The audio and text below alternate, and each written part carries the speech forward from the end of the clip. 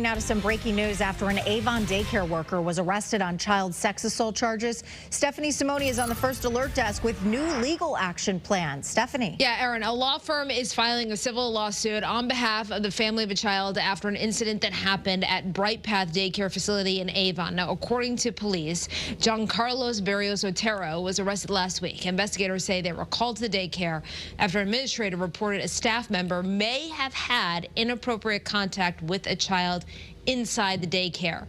BrightPath said they took immediate action, saying the accused is no longer employed there.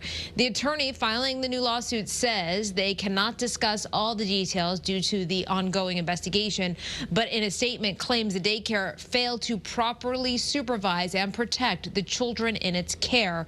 Going on to write in part, quote, "It is our hope that this lawsuit will not only bring justice in this case, but also prompt safeguard, better oversight, and greater responsibility across child care providers." At last check, the suspect remains behind bars on a $200,000 bond.